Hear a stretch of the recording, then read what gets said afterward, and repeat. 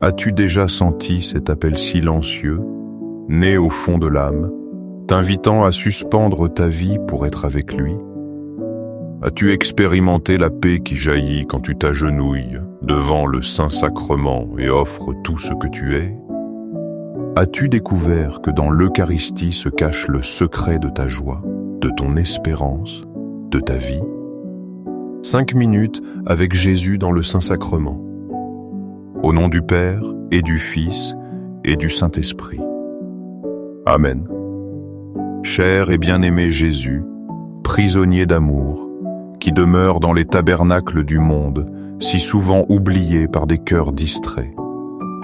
Toi qui as décidé de rester pour être notre réconfort, me voici, Seigneur, avec mes soucis et mes péchés. Je viens avec mes désirs et mes rêves. Reçois mon cœur, car sans toi rien n'a de sens. Il y a quelque temps, j'ai connu une mère qui avait perdu son fils dans un accident.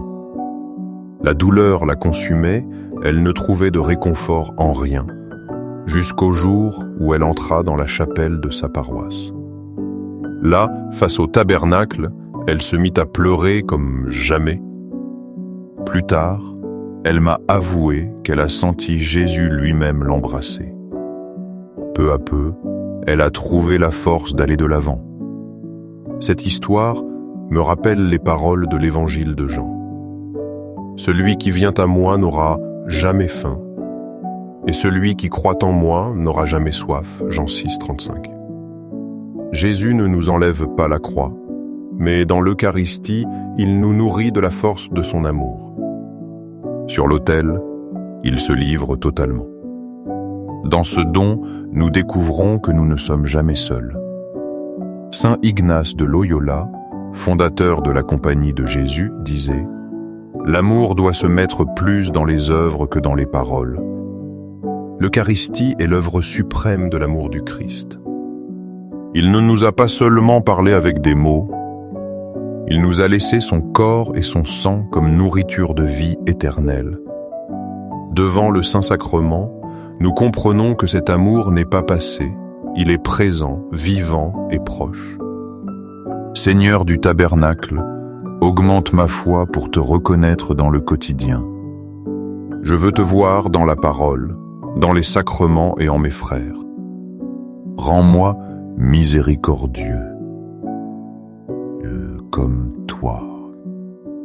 Que mon cœur s'ouvre aux besoins des autres, spécialement aux pauvres et à ceux qui vivent dans la solitude. Une religieuse carmélite répétait souvent « Quand je ne sais pas comment continuer, je vais au tabernacle, et là, je comprends tout. » Cette confiance simple nous enseigne que l'Eucharistie est une école de vie.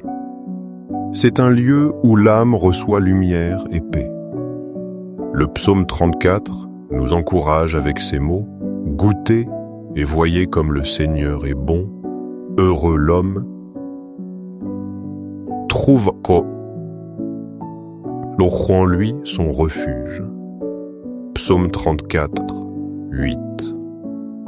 Goûter le Seigneur, c'est se laisser rassasier par sa présence dans le pain de vie. En le communiant, en l'adorant, nous expérimentons la douceur d'un Dieu qui se donne sans mesure. Sainte Thérèse d'Avila, docteur de l'Église, a écrit « Dieu seul suffit ». En nous approchant de l'Eucharistie, nous comprenons que rien d'autre ne remplit notre cœur. Ni le succès, ni les biens, ni les applaudissements du monde n'ont la force de la présence réelle de Jésus. Il se donne à nous comme nourriture. Jésus, bon ami, tu continues d'attendre notre visite même si nous t'oublions si souvent. Je suis ici pour te dire que je ne veux pas m'éloigner de toi. Donne-moi un cœur capable de t'aimer davantage. Un cœur capable de te chercher avec sincérité et de te servir en mes frères. Que ma vie soit un témoignage de ta bonté. Qu'elle soit un reflet de ton amour dans le monde. Je t'adore, Seigneur et Créateur, caché dans le très saint sacrement de l'autel. Je t'adore dans les travaux de chaque jour, dans les luttes silencieuses de tes nombreux enfants. Je t'adore dans les joies et les souffrances de l'humanité. Toute la création chante ta gloire. Mais c'est dans l'Eucharistie que ma foi s'enflamme. Car je sais que tu es vivant et présent, caché par amour. Bien que la beauté de la création reflète ta grandeur, c'est dans le pain consacré que je trouve le plus grand miracle. Le Dieu éternel qui se fait proche, le Seigneur de l'univers qui se cache pour rester avec moi. Là, mes yeux illuminés par la foi te contemplent, et mon âme se prosterne devant toi. Mon cœur se plonge en adoration, car je sais que dans ce petit fragment de pain, tu es là. Tu es le roi des rois et le Seigneur des seigneurs, livré par amour. Tu es ma nourriture, ma force et mon espérance. Cœur de Jésus, en toi j'ai confiance. Cœur brûlant d'amour, enflamme mon cœur pour que je puisse t'aimer comme tu le mérites. Cœur de Jésus, transforme ceux qui ne te connaissent pas, ceux qui te rejettent, ceux qui ont oublié ton amour. Fais que ton nom soit connu et aimé partout.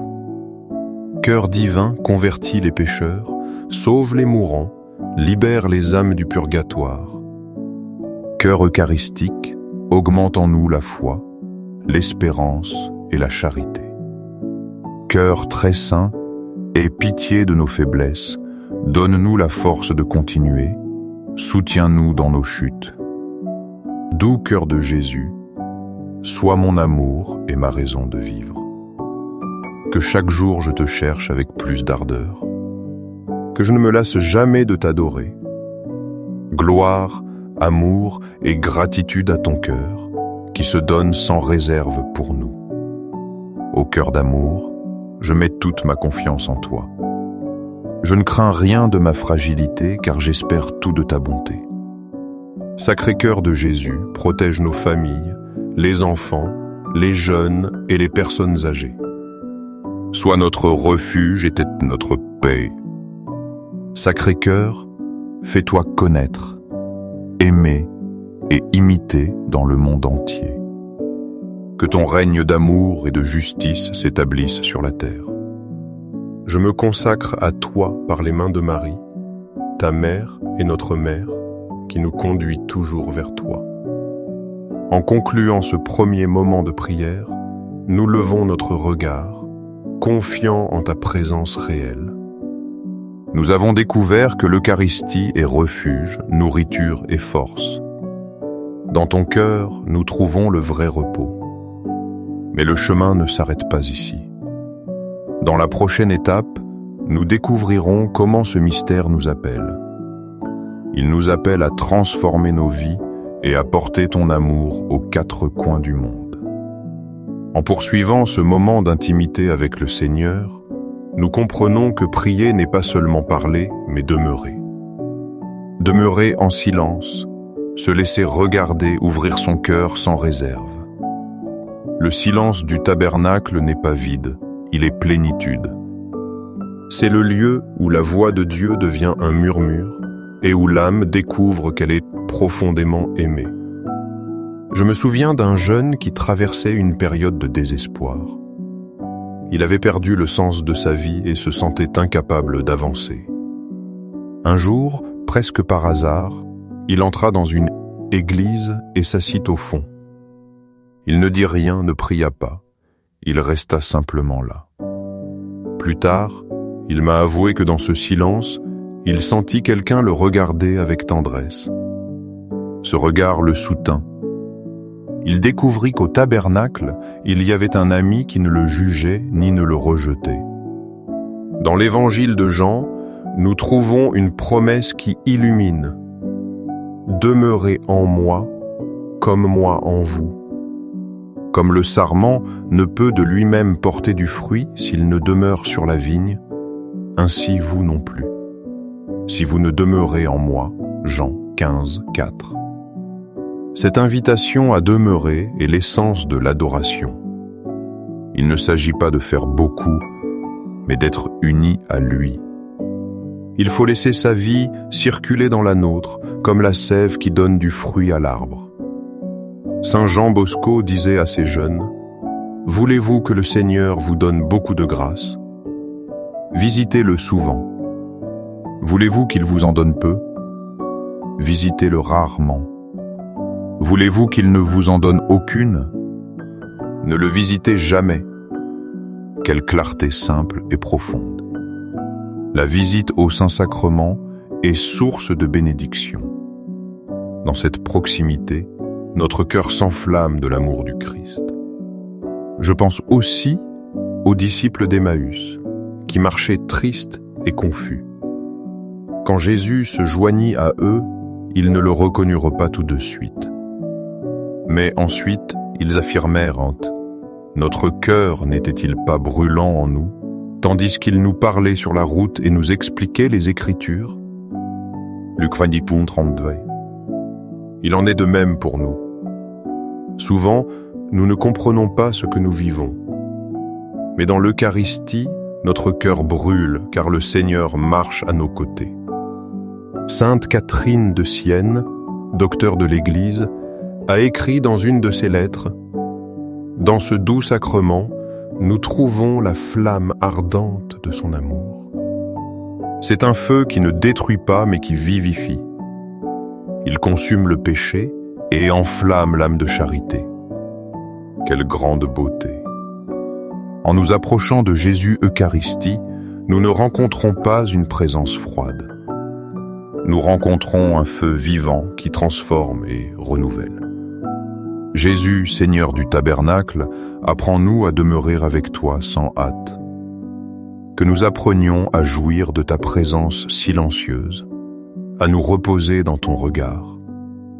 Fais que nous laissions ton amour purifier notre âme. Que chaque visite au Saint-Sacrement soit une rencontre réelle, un dialogue de cœur à cœur. Un prêtre missionnaire racontait comment, dans un petit village, les fidèles attendaient avec impatience son arrivée pour célébrer la messe. Il n'y avait pas de temple luxueux ni de chants élaborés, juste un autel improvisé. Mais la foi était ardente. Après la communion, le silence était si profond qu'il semblait que toute la création s'inclinait devant Jésus. Ce silence plein de foi est celui que nous sommes appelés à vivre. Nous devons le vivre dans nos paroisses, nos chapelles, à chaque rencontre avec lui. Saint Jean-Paul II nous rappelait: l'adoration eucharistique prolonge et intensifie ce qui est réalisé dans la célébration liturgique. C'est seulement dans l'adoration que mûrit un accueil profond et vrai. C'est dans l'adoration que la messe se prolonge dans la vie. C'est là que la communion devient une union durable. Seigneur Jésus, reste avec nous sur ce chemin. Fais que notre vie ne soit pas une recherche de choses passagères, mais un don constant à ton amour. Apprends-nous à pardonner, à servir, à morner sans mesure. Car tout ce que nous recevons de toi dans l'Eucharistie est appelé à être partagé. Saint Augustin disait à ses fidèles: « Soyez ce que vous voyez et recevez ce que vous êtes, le corps du Christ. » Ces paroles nous interpellent profondément.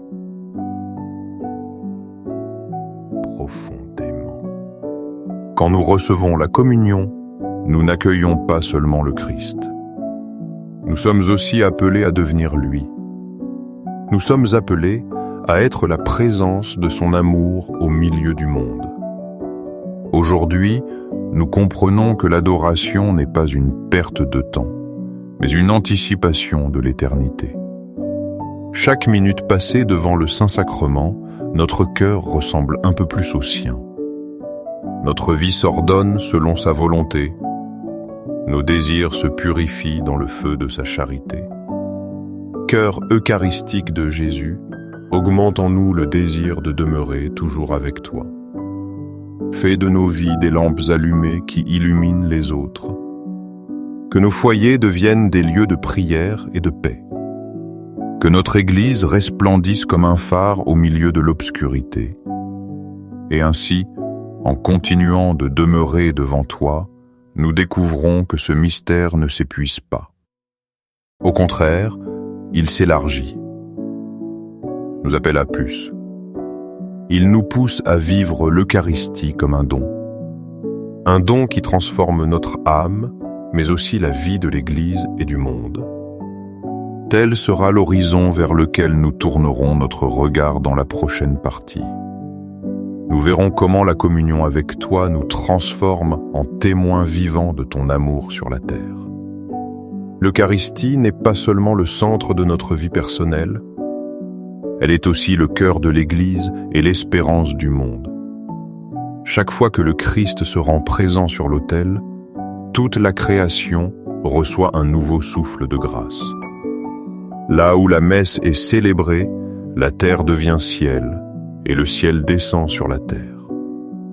Je me souviens d'un missionnaire qui racontait comment, dans un village marqué par la violence, l'adoration fut la semence de la paix. Au début, seules quelques personnes se réunissaient. Mais avec le temps, la communauté entière s'est transformée. Ceux qui s'affrontaient avant se retrouvaient maintenant ensemble devant le même Seigneur. Les blessures ont commencé à cicatriser et le village a retrouvé la joie. C'est ainsi que Jésus dans le Saint-Sacrement agit, en silence, sans bruit, mais avec une force plus grande que tout conflit humain. Dans l'évangile de Matthieu, nous entendons « Vous êtes la lumière du monde ». Une ville située sur une montagne ne peut être cachée. Que votre lumière brille ainsi devant les hommes, afin qu'ils voient vos bonnes œuvres et glorifient votre Père qui est dans les cieux. Matthieu 5, 14, 16. La lumière que nous recevons dans l'Eucharistie ne peut rester enfermée. Elle doit rayonner dans nos actions, nos paroles, chaque geste d'amour.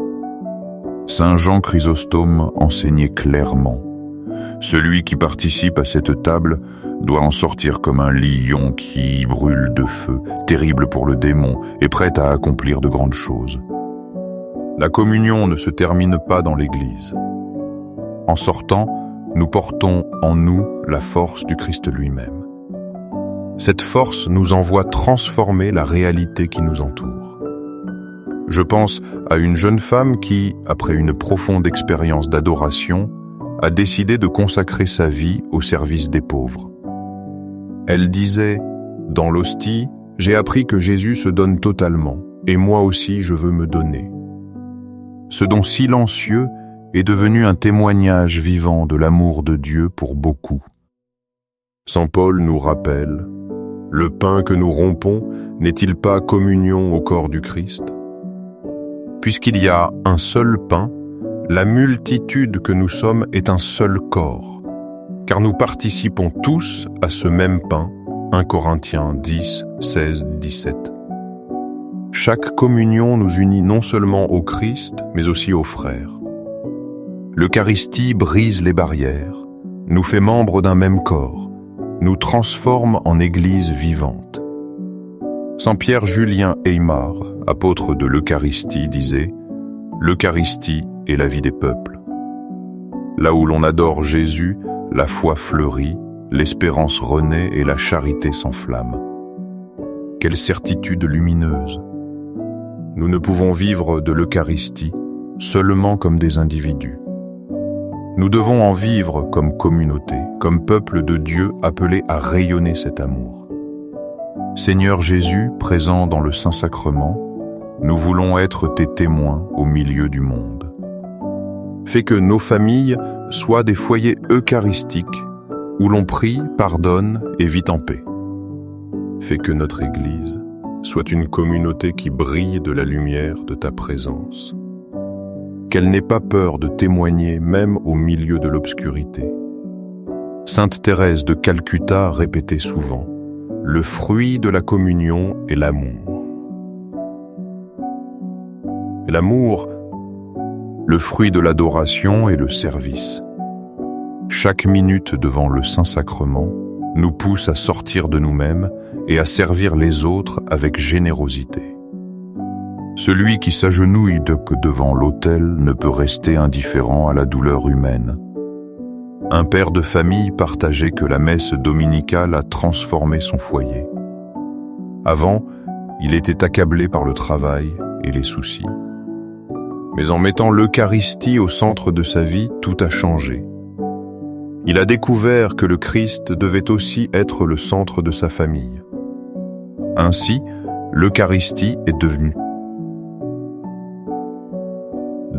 source d'unité, de force et de joie. Le prophète Isaïe nous dit « Le peuple qui marchait dans les ténèbres a vu une grande lumière. Sur les habitants du pays de l'ombre de la mort, une lumière a resplendi. » Isaïe 9:2. Cette lumière est le Christ, et dans l'Eucharistie, il se donne à nous chaque jour. Là, dans l'hostie consacrée, le monde trouve la véritable espérance. Cœur eucharistique de Jésus, fais de nous des porteurs de ta lumière. Transforme-nous en instruments de réconciliation, en mains ouvertes au service. Fais de nous des lèvres qui proclament ton évangile avec joie. Que ton amour nous pousse à être une église en sortie, à porter ta présence à ceux qui en ont le plus besoin. Et ainsi, en terminant ce temps avec toi, nous comprenons que l'Eucharistie est le plus grand trésor que nous ayons. Elle est une école d'amour, source de vie et anticipation de l'éternité. Là, nous apprenons à vivre en communion avec toi et nos frères. Là, nous découvrons que ton cœur bat pour nous. Nous sommes appelés à faire de notre vie une offrande constante. Dans les cieux et sur la terre, soit à jamais loué le cœur aimant de Jésus dans le Saint-Sacrement. Dans les cieux et sur la terre, soit à jamais loué le cœur aimant de Jésus dans le Saint-Sacrement. Dans les cieux et sur la terre, soit à jamais loué le cœur aimant de Jésus dans le Saint-Sacrement.